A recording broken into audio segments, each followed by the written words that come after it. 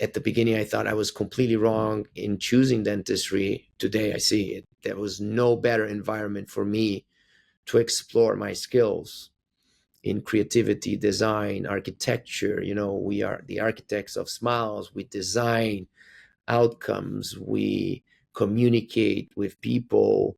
We lead teams. So I was able to, through dentistry, fulfill all my dreams and cover all the topics that I always loved. Hey guys, welcome to the Sean Sias Show, where we bring you strategies and stories to elevate your authentic influence.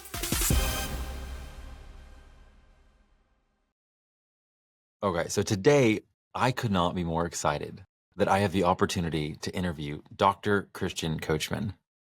And Doctor, before I set you up, I just want to say thank you so much for letting me interview you today. Great pleasure. Great to be here. So, Christian, the reason why I have this podcast, Mm-hmm. you see, I'm fascinated by innovation. I'm fascinated by influencers and how they use the influence they've been given to really make dentistry better. Mm-hmm. But truly, at the convergence of everything, I know everyone's on a journey, and they're trying to figure out how can I align best my skill sets, my talents, and really what lights me up, what makes me come alive, so I can be kind of in that zone of genius that I was meant for. And I see you, and I see what you're doing in dentistry, and I see that you have such passion, and you're making such amazing impact with digital smile design. So I'm just curious about your journey in dentistry, kind of where it all started, and how you got to the place that you're at today. So I come from a family of dentists in São Paulo, Brazil, and during dental school started to work for my father. And because of his suggestion, I became also a dental technician. So when I finished dental school, I decided that I loved too much the dental technician work, and I continued to work as a technician. And that kind of set me apart a little bit, because usually, once you get the degree and you're a doctor, you want to leverage that and see patients and treat your own patients. And for some reason, I decided that even though I could work as a clinician, that I wanted to continue to work as a technician for dentists, even though I was a dentist. So for me, it was a way to differentiate myself, and I was always into differentiation itself, kind of naturally and instinctively. How can I be different, and how can people perceive me as different? And later on, I realized, that there were even books talking about that being different is even more powerful than being better, and so on. And I realized that was a great move. I became the only one that was a dentist that decided to put that apart and put yourself in a position that was considered lower, to work as a technician, as a doctor, to other dentists. And that kind of opened the doors of the world for me. And I started to get invitations to work with some of the best dentists in the world. That's when I moved to US, and after that to Europe. And for several years, I was just working with the best, because of that unique position. But because I was also a dentist and a technician, I was able to see both sides of the work. And that allowed me to start developing solutions to improve this relationship. And that's how DSD started, as a bunch of strategies and systems to improve, to become more effective on this teamwork between dentists and technicians that is so important to transform smiles. You need both sides to do a great job. And that's when I started to develop tools and ideas. And that's how DSD started. And then the evolution of the DSD concept, I was able to then fall in love with communication. I realized that lecturing was something that I could do well. And I was lucky to start sharing my ideas when Facebook was just starting. And I was one of the first ones to jump in and use Facebook as a platform to share ideas and lecture and give content, not only post random stuff, but transform the platform into a professional way of sharing useful content. And DSD ideas went viral, and I started to travel the whole world. And after that, realizing that lecturing is cool, but you need to put a business model behind it. And then that's when I started the DSD company, not only the concept, but the company, and translating lectures and ideas into services and products. And that's where we are today, basically. Quick summary. Yeah. I mean, I just think it's fascinating that from the beginning, here your dad is a dentist Mm-hmm. and you grow up in this place, and yet it's almost like he gave you permission to be different. And he's like, hey, like Christian, if you love the tech side, Mm-hmm. like do that. Mm-hmm. And Yeah. like that's crazy to me. Mhm. That's actually true. I never had somebody commenting on this from this perspective, but you're 100% right. My father first, even though our whole family is in dentistry, not only my father, my uncle, my grandfather, his brother, my great grandfather, great great great, and so on. Yeah, I'm actually the sixth generation Oh my gosh, family. what a So rich history and legacy. it's insane history. We are actually featured in the Guinness book as the longest family in the world in dentistry. Insane story. So just to say that you could imagine some kind of pressure, and my father was never putting any pressure on me and my brother. My brother also became a dentist. Zero pressure. He was always super casual or very light, very nice about it. Allowed us to pick. I was about to go to architectural school, my brother veterinarian, and we ended up doing dentistry. And in dentistry, he was also never putting pressure. You need to do this, you need to do that, even though he is still working as a dentist a lot, full Wow. power, and one of the most well-known dental practices in Brazil. But he was very, very nice about the fact that we could do whatever we wanted. And even in dentistry, very open and supportive for us to really choose our path. So I'm very grateful for his leadership and mentorship in our young phase as dentists. Well, and Christian, I can imagine in the beginning when here you are, you graduate dental school, and all of a sudden you decide to take a different path.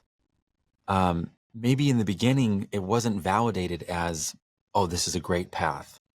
So at what point was it, like a Mhm. year in? Was it a few months in, or was it a few years Excellent. in where all of a sudden it almost starts getting celebrated? But at Yeah. first it was Yeah, probably yeah, yeah. No, almost, nowadays it's celebrated. But that's another great question.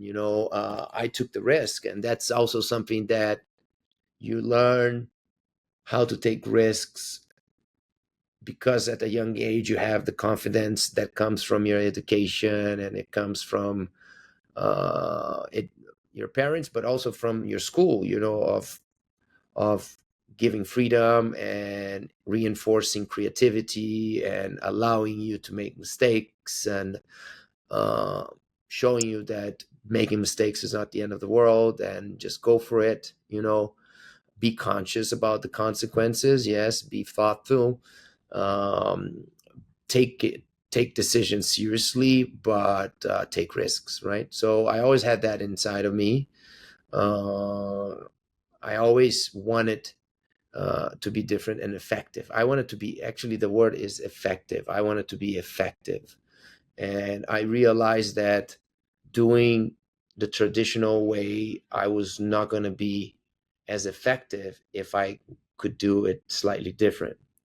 And I realized that I could have a bigger impact by choosing a different path. And yes, my friends and people that knew me were, "You're crazy, you're not taking advantage of your doctor degree, or you should see your own patients." And I decided to stick to my plan. And again, The only reason why I started to get international invitations was because of that. Because as a dentist, you cannot work abroad. You just cannot work abroad. And but as a technician, you can work anywhere. And as a technician that is also a doctor, you can apply for working visas better. So it's funny because you cannot, as a dentist in Brazil, work in US as a dentist, but you can work as a technician. A Brazilian technician can work in US as a Mm. technician, but you cannot get a work visa because you're not a doctor. So what do you need to actually be able to work in US and get a working visa? You need to be a doctor to get the visa, but then you need to be a technician to work.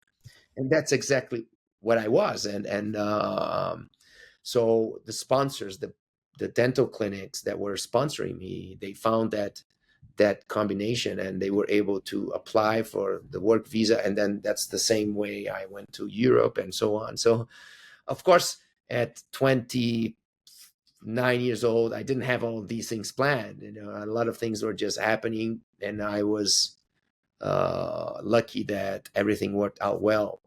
I would say that it took a while when I started to become a famous technician speaker, um, for people to start saying, so maybe it paid off. But even though people were still saying, you need to be a dentist, and only when DSD became a reality is that people say, okay, now I understand, actually, um, the way you draw your career allowed you to be at this point creating what you're creating, and now you have a business that is making sense. So it took several years for people to say, maybe you made a good decision.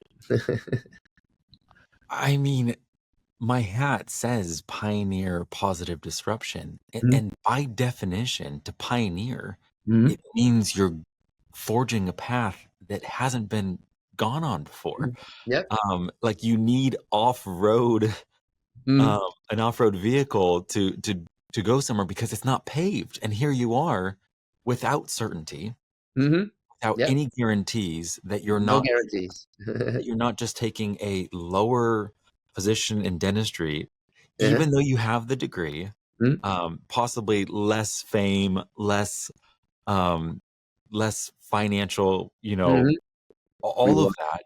And yet you decide and realize you still have to look in the mirror and be true Mm-hmm. to who you are, your Mm-hmm. dream, your wiring, even the fact that you knew from an early age, Mm-hmm.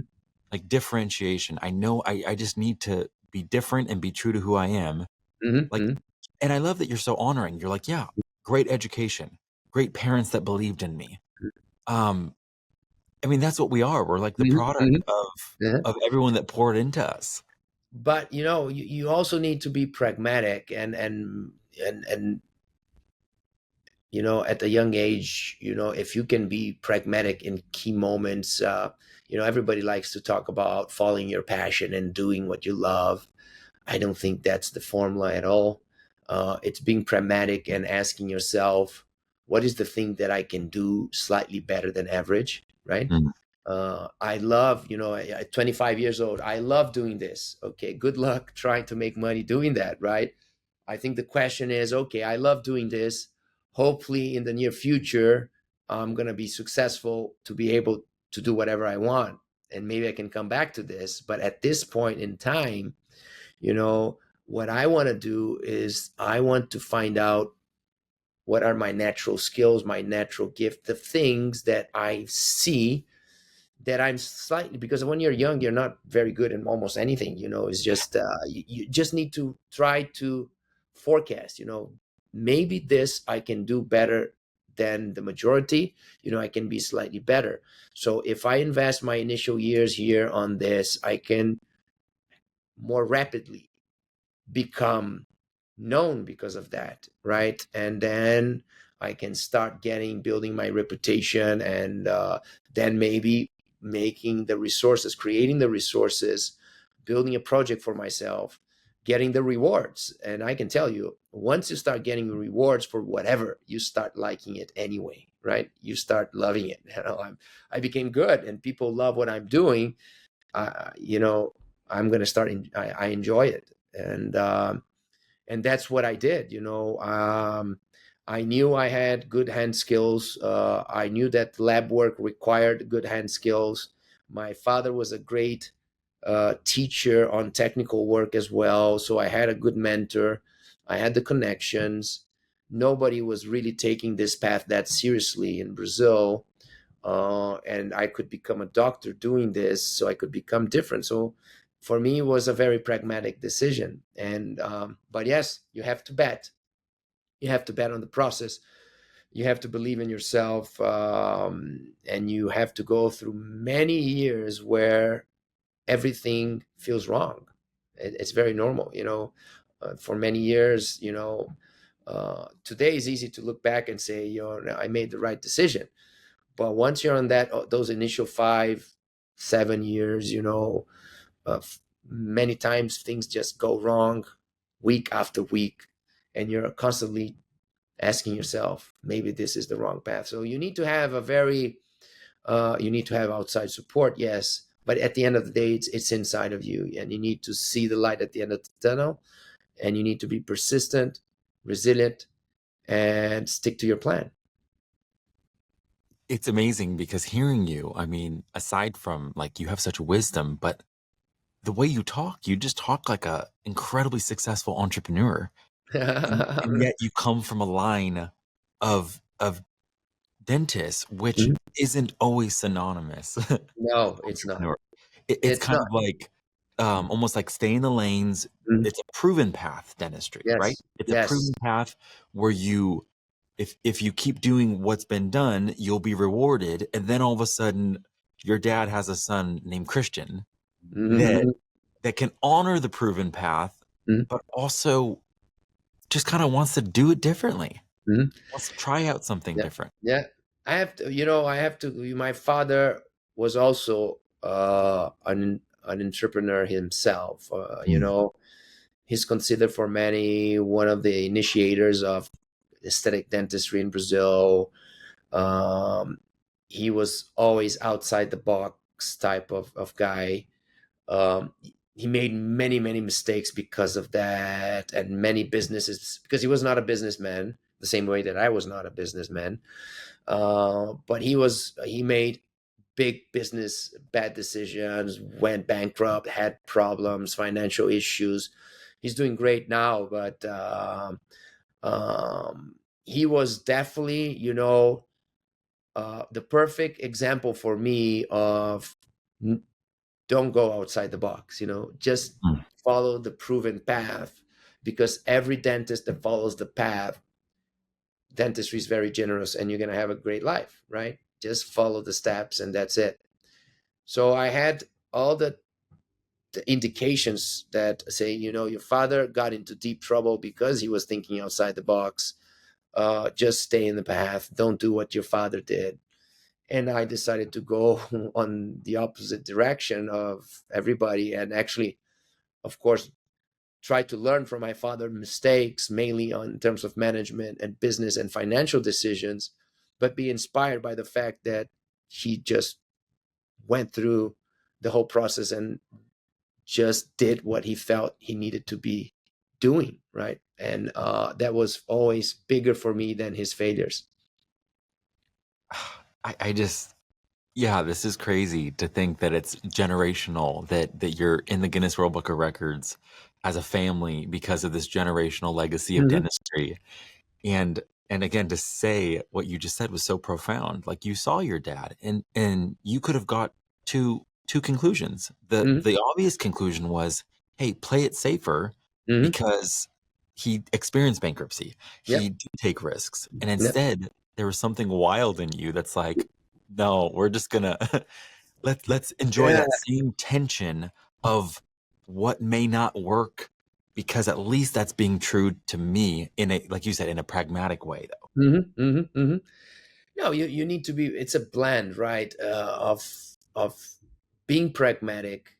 I think that the big picture, you need to be bold. You need to be bold on the big picture, and you need to be pragmatic on daily decisions. Mm, So you try to combine the best of both things, right? um, be bold on key disruptive moments, and be pragmatic after that many, many times on the smaller decisions to make that dream become reality. So I learned to be bold with my father. Uh, he was not into being pragmatic afterwards, and he paid the price. But I learned from that as well.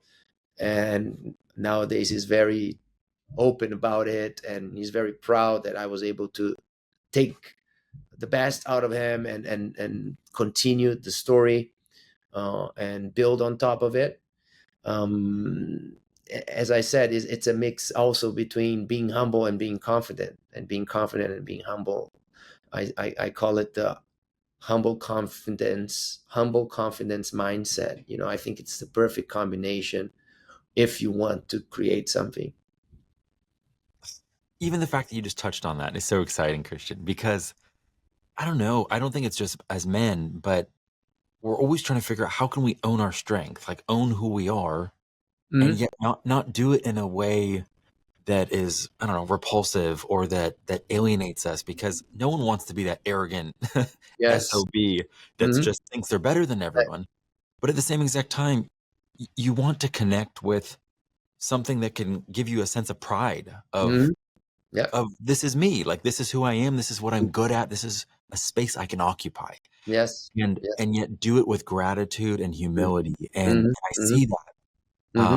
I see that coming forth from you. So my my question is, um, during this time, because like you said, looking back now, it's clear you Mm-hmm. made an amazing decision. Mm-hmm. Everyone's like, "Oh wow, like that paid off." But in the midst of it not being clear yet that it was going to pay off, was there a mindset that you realized, if I don't either embrace this new mindset, I'm not going to break through?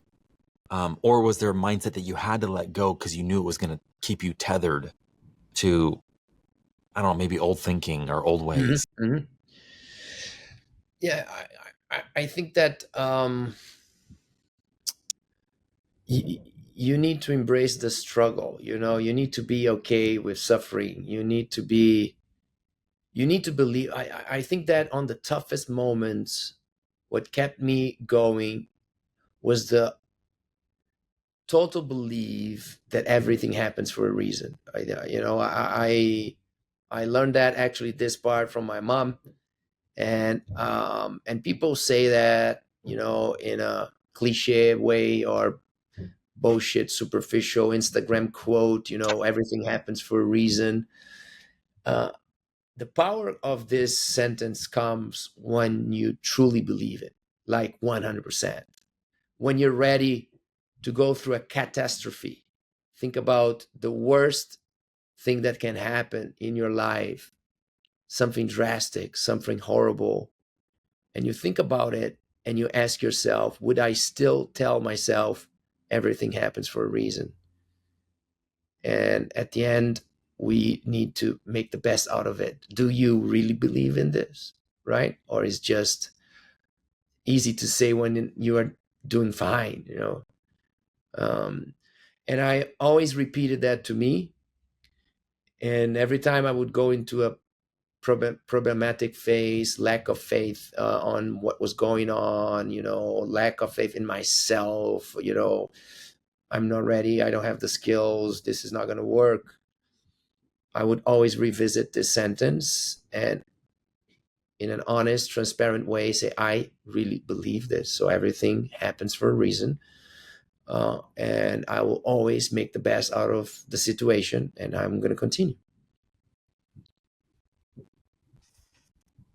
Like it's speaking to me so much, Christian, because it's like there's parts of my professional journey, even my personal journey, that I would love to edit out. Mm-hmm. Um, I wish it went from one peak to the next. Uh-huh. And yet, Me too. if people want to know my story, it's in the deeper places where Uh-huh.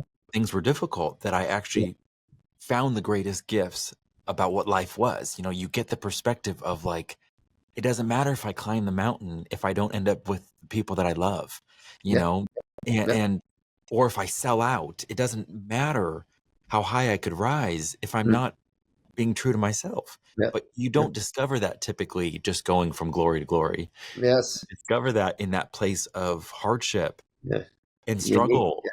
you need to suffer to grow. I really believe in that. I wish we had a formula to not need to suffer and constantly grow.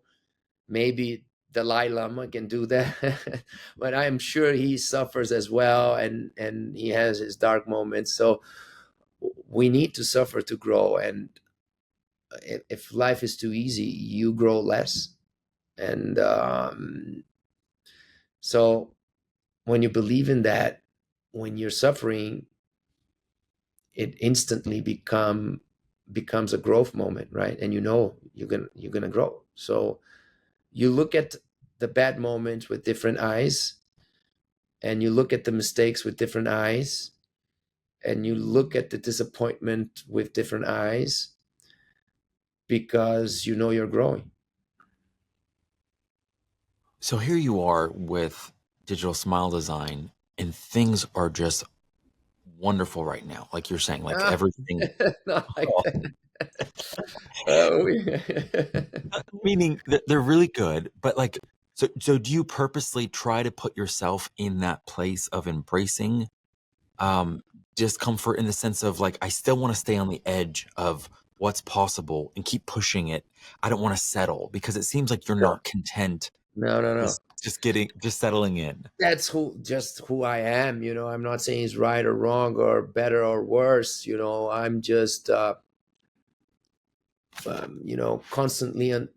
constantly trying to see. We went, we are here right now. We already did this.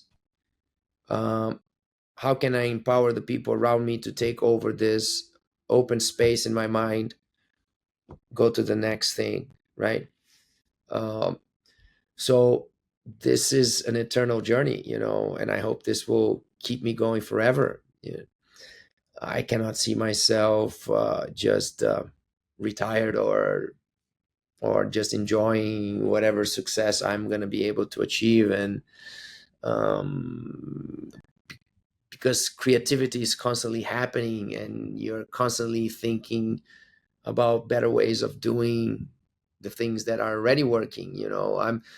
I'm whenever I do something that I think is good, I'm already thinking about, maybe in 5 years this is not going to sound that good. So let me anticipate the problems and already try to think about the next generation of solutions. And it's exciting because you're always exploring the unknown, and meeting people that know things that you don't know, and uh, pushing people to grow beyond their expectations.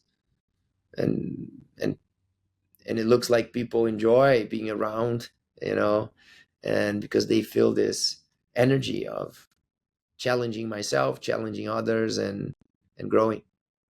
So Christian, when you speak and like you lecture, is it all like technical, like as a dental technician? Meaning, or do you ever speak about No, what yeah, I'm about? of course, that initially my topics were very technical, but right at the beginning, I started to demonstrate some procedures that I was developing in patients live on stage. And then I realized the power of mastering the interaction with patients in front of hundreds of people. And I started to realize that I was pretty good at it, and that I could help people interact better with the patient. And I coined a term that nowadays is known in dentistry, that is emotional dentistry, meaning everything you can do to fascinate new patients and create this better relationship. Basically make people not take you for granted, make people value what you do, create perceived value. And this became a big topic. Then I started to realize that most of the strategies that I was developing could only become reality through teamwork. So I started to really get into building teams and leadership and inspiring people, onboarding people into your project and things like that. So I started to blend technical concepts with all these other topics, right? Relationship and leadership and communication and differentiation. And this part grew so much that DSD became a full service marketing agency as well. And we generate content, we help companies improve their stories, we help dentists promote what they do. And it became one of my main passions, communication and marketing.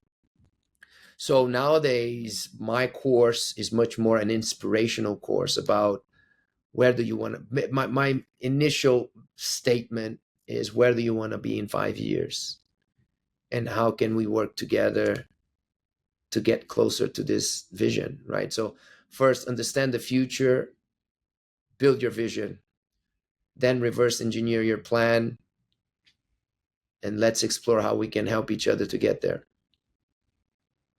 It's so neat, this journey, because I feel like originally your platform emerged out of very much the IQ of like, I'm a dentist that's also a technician, and I have this unique perspective on this blend.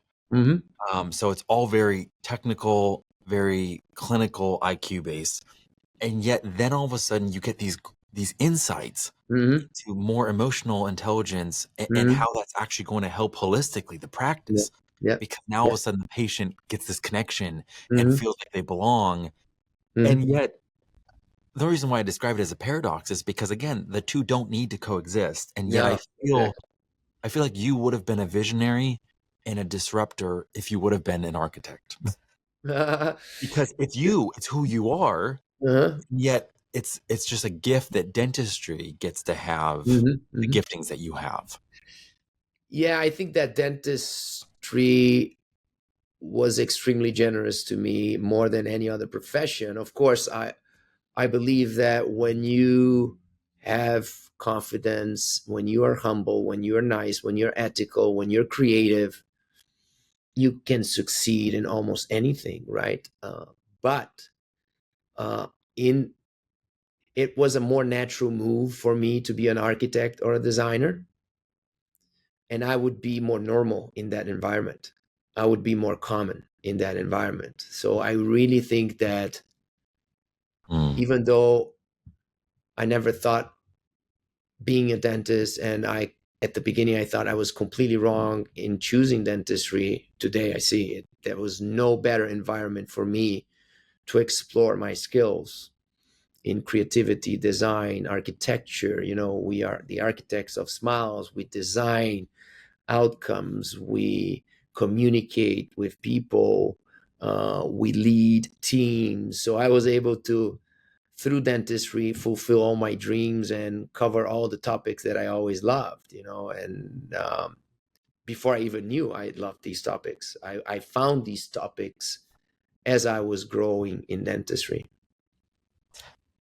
So do you identify yourself like as an artist? Because you keep saying you see yourself creative, but have you ever been like, yeah, I'm an artist?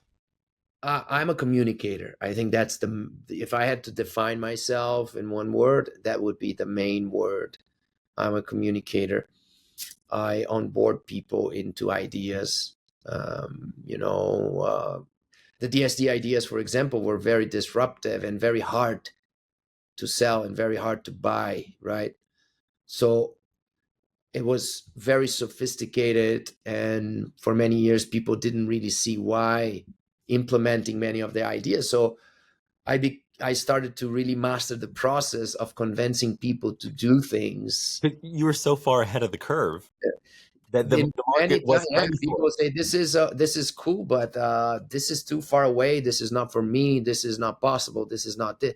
People will generate all kinds of barriers, and step by step, many of my predictions started to become reality. Then big companies started to use the ideas and copy, and then many things became the new normal. So I started to become known also as a trendsetter, as somebody that is really creating ideas that becomes mainstream later on. So of course, as soon as you create that reputation, people start to naturally listen a little bit more, and more people start to buy into the ideas, even though they may sound crazy at the beginning. Um, but it's a reputation that you need to build year after year, and and it's paying off now after 30 years in dentistry. And companies are, I started to develop a whole parallel business on consultancy for companies, and companies, they hire me, independent from DSD, to help them, product development, product placement, research and development, content generation, building better stories for whatever they already have, understanding what features that they need to focus more, improve. So this became a big part of my business today. Well, again, it's like you're saying in the beginning, like here you were, you had great hands, and your skill set could have been so much of what you could do with your hands. And Mm-hmm. now people hire you for the way you see things, the way Mm-hmm. you think. Exactly. That's Um, it. yeah, like that's just, uh, it's so inspiring because, again, the reason why I have the podcast is I believe there's still some people Mm-hmm. that maybe they have a passion or they have something that comes up, some stirring, and Mm-hmm. maybe they're just afraid to follow it. They're afraid to Mm-hmm. lean into it because they hear those voices that are like, well, why you? Why now? No Mm-hmm. one's going to believe you, or no one's, what are your credentials? Yeah. And yet, I want to give people permission Mm-hmm. to follow that dream. And I think if you are a dentist, you have an amazing, almost like backdrop, like meaning if all goes south, you're a dentist and you Mm-hmm. can create amazing Yeah. value. Yeah. Yeah. So it almost like gives you this amazing freedom to explore. Now, Christian, have you written a book yet? Because I feel like there's a few books in you. Yeah, that's a good question. By coincidence, I was just talking about this morning with some team members here. Uh, I wrote many articles, so all the ideas were translated into scientific articles and technical articles and so on. Not enough. I've been working on the book idea for the last, I would say, 5 years. So much is happening every year. Ideas are improved, and I'm like, thank God I didn't wrote the book 2 years ago, because now the ideas are better. But there's the downside that you always kind of postpone. But yes, the book is a must, and it's definitely going to happen soon. Okay. I feel like as I'm listening, I realize because you have such strong values and ethics and such a strong sense of integrity, it's like you've been playing the long game in dentistry, knowing that your reputation is everything.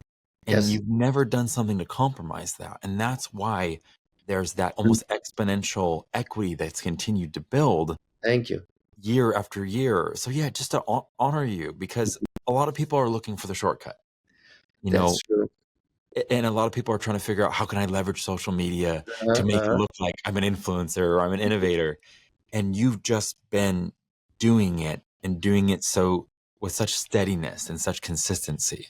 Yeah, the I think that there was, I love history. I love tradition.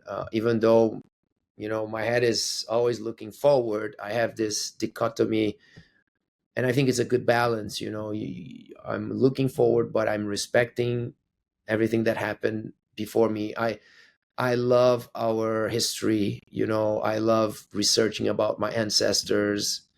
The first one was a dentist in 1850, right? Uh, Family has been in dentistry for 174 years. Um, you know, People in the past were able to keep some cool information. So we have articles about the family, we have documents, and I love revisiting it.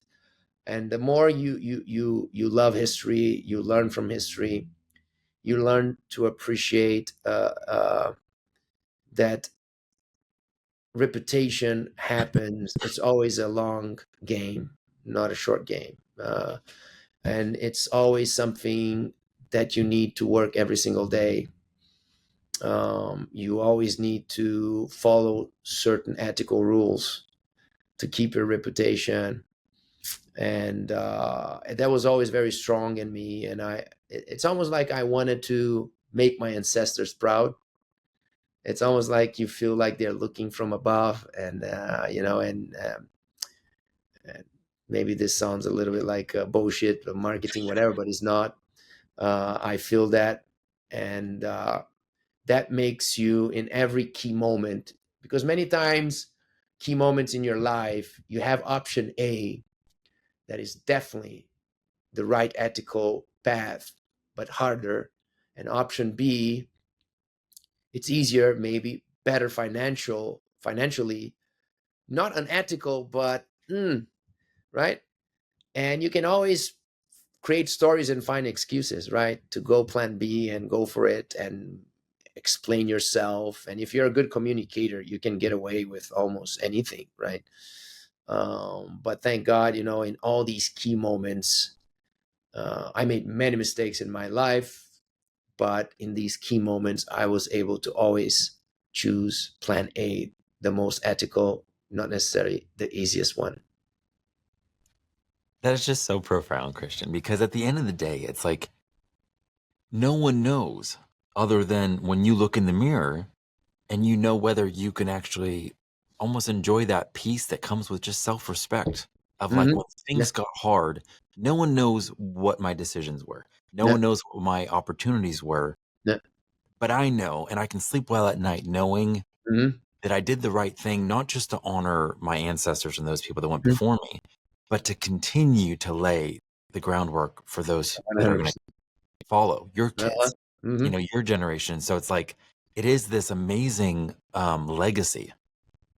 And I feel culturally that's not a very popular sentiment. It's very much Fortunately. live your best life now. Do whatever you want to do. Almost like screw the people before you, and who cares about people coming after you. And we see too many leaders like that, unfortunately. And we see too many people becoming very successful, even though they are like that. And we see too many people admiring these people and wanting to be like them, despite all that, in society, in arts, in politics, in everywhere, in business, corporations. Um, but I believe that at the end of the day, there are more great people, good ethical people out there than the bad ones. We just need to somehow be louder and spread the good stories that you're gonna be happier if you do what is right. And one of the things that I think that also helps, and this is almost like I struggled a long time for thinking humility meant you couldn't own your strength because I didn't want to be arrogant and proud in the wrong way. Mm-hmm. So grappling with what humility was difficult for me. Mm-hmm. And one of the things I realized is nobody wins if we downplay um who we are. Like Yes, Christian, if you don't shine as bright as you possibly can, it doesn't 100. help anybody. Like Yes. meaning because only you can be you and only you can occupy that influence and that light that only you can shine. So Yeah. it's like I want you to be as successful Mm-hmm. and as generous as you can with your Yeah. message, with the life that's in you and pouring it out. And that's exactly what you're doing. Because if Yeah. you're like, well, I don't know, it might threaten other people. It's like, no, you don't know the person you may not be able to reach if you decide to play it safe, Yeah. if you decide to But that's the dilute. mix. Huh? That's the Yeah. mix between confidence and humbleness. You if you are only humble, not confident enough, it's going to be weak, right? And your impact will be smaller. If you're extremely confident and not humble enough, it's going to be arrogant. It's going to be pushy. It's not going to be nice. So, um, my strategy is always like to not take myself that seriously when I think I'm cool, when I think I just did something amazing. Uh, and at the same time, don't be that hard on myself when something is not cool, right? And I'm not on my best moment. But not taking myself too seriously, not taking my achievements too seriously in terms of not making it the thing, right? Oh, this is so, uh, and really listening to learn, not to answer. I think that's another great lesson. Listening to learn, because and I say that to myself because many times I make this mistake. I'm far from being on control of all these issues. Much easier to say all these things on a podcast, but we know that every day we are, uh, we need to challenge ourselves. We need to revisit ourselves daily, right? We need to do this recap and say all those things. I love saying these things on interviews and things like that, because I'm actually saying to myself, not to anybody. Say, remember those things, right? Tomorrow morning you're gonna make a mistake. Next week you're gonna be slightly arrogant with that person. You're gonna make a bad decision the next month, and you need to keep yourself accountable, right? You need to be constantly exercising, controlling your ego. Um, and I know that I like to be on stage. I like to speak. I like to influence. So my ego can easily get out of control, easily, if I'm not checking on it daily and weekly. So it's a constant work. I just love the transparency, Christian. So if I'm listening right now and I'm like, okay, I want to work with you or connect with DSD, where would you want our listeners to go? Our website is amazing. We really work hard to make it very clear, transparent, honest, and informative and dynamic. So digitalsmiledesign.com. Everything about everything that we do is there. We have an online education project called DSD Online. And my Instagram, I'm very active. I have my podcast on all the platforms. It's called Coffee Break with Coachman. Hopefully, I'm going to be able to share this episode over there as well. So my podcast, my Instagram, and my Instagram is Chris Coachman, at Chris Coachman, and my website digitalsmiledesign.com. And I'm very responsive, very accessible. If you send me a message on Instagram, I'm answering all of them myself. And yeah, hopefully we can connect with new people through your platform. Okay, Christian, I think you're ready for my final question. So you're walking down the street today, and off in the distance, you see 18-year-old Christian, and you only have a brief moment to communicate one sentiment to him. What do you share?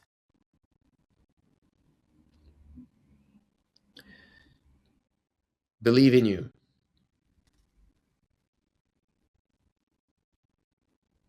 Yeah. If it's only one sentence, that's it. And that really is the perfect encapsulation of what I want the audience to hear. Between the lines of everything that you were saying with your story, it's like, I hope when that stirring or that inspiration came up, between what you were saying and they're like, oh man, maybe that's the thing for me. It's like, well, Christian just gave you permission. Believe in yourself. Yeah. Go for it. There's no better time than now to Yeah. step up, to step out.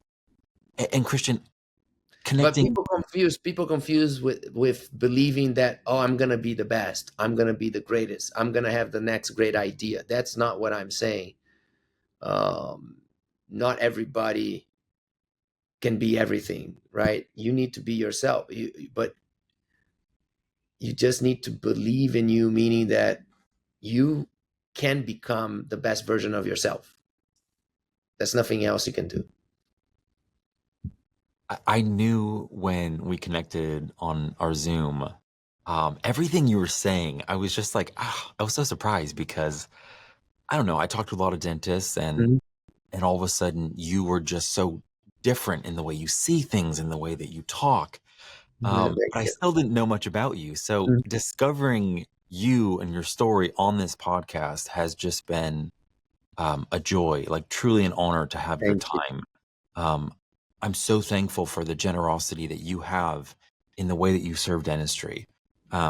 Again, just the way you conduct yourself with such integrity, and yet you have such vulnerability and transparency, knowing just the struggle of humanity. Like it's not Mhm. lost on you. Yeah, You are this thank you. philosopher, artist, communicator, influence, innovator. And I just want to honor you for that. And I just want to say, like, Christian, thank you so much for letting me interview you today. Oh man, that was I really enjoyed it. You are a great moderator, and I hope that one day we're gonna invert our roles here, and you can join my podcast, and I can learn more about you and your journey. Well, thank you so much, Christian. All the best.